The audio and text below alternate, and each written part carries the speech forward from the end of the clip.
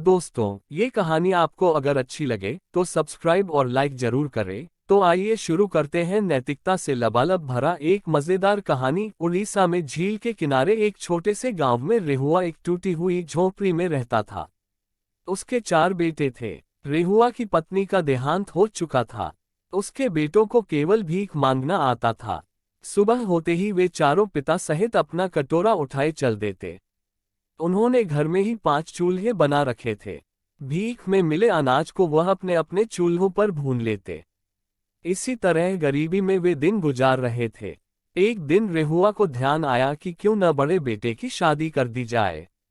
यूं तो भिखारी लड़के के लिए दुल्हन लाना बहुत मुश्किल था, परंतु ईश्वर ने सबके लिए रास्ता निकाल दिया है। अनाथ शालू के मामा ने उससे पीछा छुड़ाने के लिए उसका विवाह रेहुआ के बेटे से कर दिया। शालू ने ससुराल में कदम रखा तो वहां की बुरी हालत देखकर दंग रह गई। ससुर और लड़कों के जाते ही उसने कमर कस ली। पहले घर में झाड़ू लगाया, फिर 4 चूल्हे तोड़ दिए।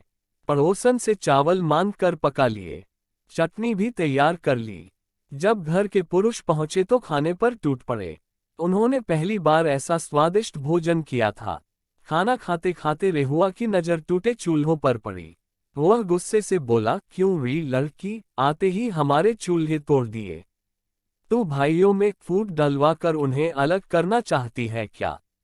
शालू हंसकर बोली, भाइयों में फूट डलवाने में नहीं आई, इस घर को सजाने संवारने आई हूँ। उधार लेकर मैंने भात व चटनी बनाई है। भीख के अनाज में से शालू ने पड़ोसन का उधार लौटा दिया। शेष अगले दिन के लिए बचा लिया। अब शालू ने ससुर से निवेदन किया कि आप जंगल से थोड़ी लकड़ी काट ला दिया करें। मुझे खाना बनाने के लिए चाहिए। उसकी बात सुनते ही चारों लड़के भड़क उठे। अच्छा, तो हमारे पिता से लकड़ियां मंगवाएगी। हम हटे कट्टे तुझे नजर नहीं आते? शालू ने जलकर उत्तर दिया, यदि आप लोग हटे कट्टे हैं तो लकड़ी काटकर क्यों नहीं बेचते? भीख क्यों मांगते हैं? उस दिन चारों लड़के कुल्हाड़ी लेकर चल दिए। पिता ने अपना कटोरा उठाया, बाकी कटोरे वही रहे। शालू अपनी सूझबूझ से स्वयं ही प्रसन्न हो उठी। शाम को उसका पति लकड़ी बेचकर पैसे लाया तो वह फूली न समाई। घर में चूल्हा जला, सोंधी सोंधी रोटी की खुशबू आई तो सबने बहू को सराहा।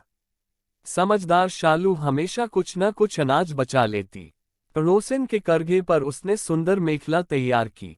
उसे बेचकर मिले पैसों से जरूरी सामान खरीदा। घर की पूरी दशा ही बदल गई। मेहनत की कमाई धीरे धीरे रंग लाने लगी और कमाए आने से घर में बरकत हुई। शालू ने ससुर को भी चाय की दुकान खुलवा दी और स्वयं भी वह खाली समय में करघे पर कपड़ा बुनती। दिन बीतते गए। जो भिखारी थे वे सौदागर बन गए। उनकी लकड़ी की टाल पूरे गांव में प्रसिद्ध हो गई। शालू की मेहनत रंग लाए और पूरे परिवार में खुशहाली छा गई। रेहुआ प्रायः ईश्वर से प्रार्थना करता, हे भगवान, शालू ने तो मेरे घर में आते ही हमारे घर का कायापलट दी, मेरे घर को स्वर्ग बना दी। मेरे दूसरे लड़कों के लिए भी शालू सी गुणवान बहू का व्यवस्था करा दे तो मैं चैन से मर सकूं।